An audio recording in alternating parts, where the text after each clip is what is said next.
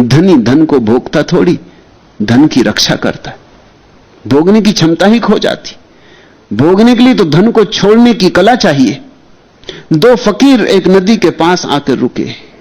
उनमें एक फकीर सदा कहता था कि धन में कुछ सार नहीं, धन बिल्कुल बेकार है, और कभी धन पास नहीं रखता था। और दूसरा फकीर कहता था वक्त पे जरूरत पड़ सकती, कभी बीमारी है, कभी झंझट है, कभी अड़चन है, कभी यात्रा है, कभी भोजन की जरूरत, थोड़ा साथ रखना चाहिए, धन काम का है। दोनों नदी के किनारे आकर रुके। सांझ होने के करीब है और उस पार जाना जरूरी है। और जो माझी है वो कहता है कि 1 रुपए से कम नहीं लूंगा, क्योंकि मैं थका मांदा हूं और ये मेरी आखिरी बार जा रहा हूं, फिर अब दोबारा आऊंगा नहीं। दिन भर हो गया मेहनत करते करते। जिस फकीर के पास रुपए थे उसने 1 रुपया दिया। वो दोनों फकीर नाव पार कर लिए। जब नाव से उतरे तो जिसके पास रुपया था उसने कहा अब कहो, अब अपने विवाद को निर्णय कर लो। अगर आज ये रुपये मेरे पास न होता तो हम उसी तरफ रह गए होते। वहां जंगली जानवरों का भय, रात बचना मुश्किल था। नदी पार उतर गए तो अब बच जाएंगे, अब धर्मशाला पहुंच जाएंगे, गांव आ गया, अब निश्चिंत होकर रात सो लेंगे। तुम क्या कहते हो? वो फकीर हंसने लगा। उसने कहा हम धन के कारण नहीं उतरे, तुम धन दे सके, उसको 1 रुपया दे सके, इस कारण उतरे। रुपया होने से नहीं उतरे, क्योंकि होने से क्या होता था अगर तुम देने को राजी न होते।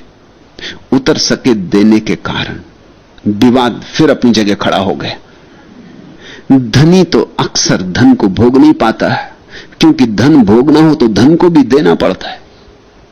उपनिषदों में परम वचन है, तेन त्यक्तेन भुंजीता, जिन्होंने छोड़ा उन्होंने भोगा। संसार में भी धन छोड़ो तो ही भोग सकते हो। यहां छोड़ना ही भोगने का सूत्र है। मगर ध्यान रखना, जो धन इकट्ठा करने लगता है वो खुद ही धन जैसा जड़ हो जाता है। जो पद की आकांक्षा में रहता है उसका अहंकार घना होता चला जाता है। तुम जो चाहोगे वही हो जाओगे। अब ये उग्रसेन नगर श्रेष्ठी का पुत्र था, सबसे बड़े धनी का पुत्र था। राजगृह विहार की सबसे धनी नगरी थी, और सबसे धनी नगरी के सबसे बड़े धनी का बेटा था। लेकिन एक नट कन्या, एक मदारी की लड़की के प्रेम में पड़ गया तो मदारी हो गया। ये छोटी छोटी कहानियां बड़ी सूचक हैं, बड़ी मनोवैज्ञानिक हैं। इनको तो ऐसे ही पढ़ लोगे तो इनका मजा, इनका स्वाद तुम्हें नहीं आएगा।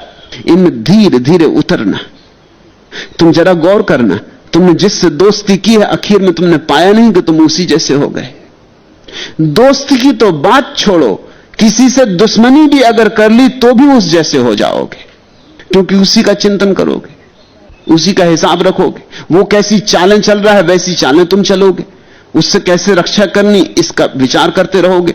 सदा उसका विचार करते करते तुम भी उस जैसे हो जाओगे। दुश्मन भी एक जैसे हो जाते हैं, क्योंकि दुश्मनी भी एक ढंग की दोस्ती है। नट कन्या के खेल को देखकर उस पर मोहित हो, उससे विवाह कर नटों के साथ हो लिया। सुसंस्कृत परिवार का बेटा ऐसे गांव गांव घूमने वाले सड़क छाप मदारियों के साथ हो गया। मोह गिराता है, मोह उठा भी सकता है। अगर बुद्ध जैसे व्यक्ति से मोह हो जाए तो तुम्हारी आंखें आकाश की तरफ उठने लगी। तुमने जमीन पर सरकना बंद कर दिया। बुद्ध को देखने के लिए ऊपर देखना पड़ेगा, चांद तारों की तरफ देखना पड़ेगा। जब मंसूर को सूली हुई वो खिलखिला के हंसने लगा, और किसी ने भीड़ में से पूछा कि मंसूर तुम्हारे हंसने का कारण, क्योंकि तुम मर रहे हो। ऊंचे खंबे पर उसे सूली लगाई जा रही थी। मंसूर ने कहा कि मैं इसलिए खुश हूं कि 1 लाख आदमी मुझे देखने इकट्ठे हुए, और 1 लाख आदमियों की आंखें पहली दफा थोड़ी ऊपर उठी, क्योंकि मुझे देखने के लिए इस ऊंचे खंबे की तरफ देखना पड़ रहा। यही क्या कम है कि तुम्हारी आंखें जमीन में गड़ी गड़ी रही हैं सदा।